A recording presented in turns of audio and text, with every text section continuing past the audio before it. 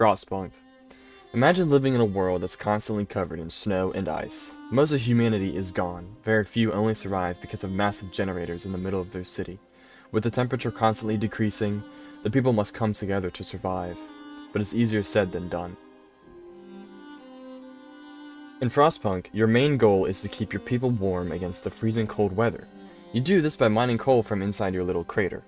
You can get upgrades from the workshop to increase mining efficiency and gain more plans for more buildings. But you have to pick very carefully what upgrades you want next because time is limited and the time to upgrade takes a while.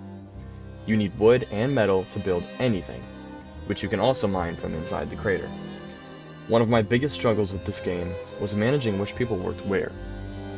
You don't always have enough people for everything, especially when all your people are dying. So, you have to manage carefully where you want your people to work at the most. One way to combat this is by the use of automatons, which are massive robots that work 24/7, providing a constant flow of resources from wherever you decide to put them, but they're not as efficient as people. Within the city, people will express their concerns, and your choices can lead to a rise in discontent. The discontent and hope bars determine how angry and hopeful your people are. The higher the discontent, the more chance of something wrong to happen. This is a feature that's definitely unique to this game, and if it isn't, please let me know, because to be honest, I haven't really played much city builders.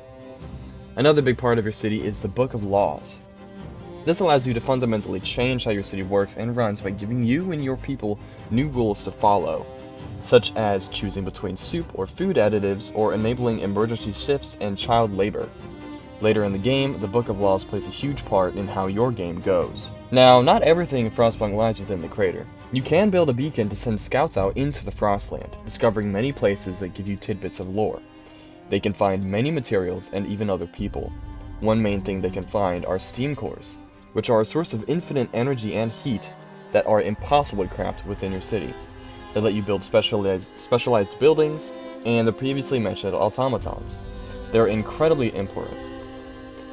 I just gotta say that I love the sound effects of this game.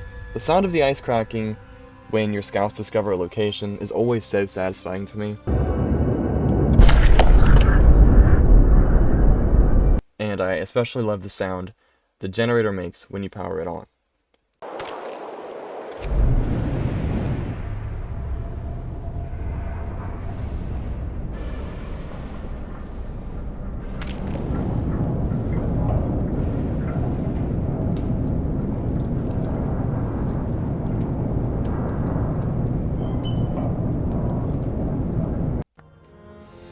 The overall atmosphere of this game is honestly incredible. It has a depressive and suffocatingly cold atmosphere which is portrayed perfectly. The people express their sorrows commonly, and it's easy to feel bad for them, as you can easily imagine, how miserable living in a world like this would be. Especially for me, since I'm a summer person and the winter is my season of misery. Like, I just hate the cold. The cold sucks in every way. Later in the game, the news from an outsider that their city has fallen creates panic within your city. They start to worry, and a group of them want to go back to London where you came from.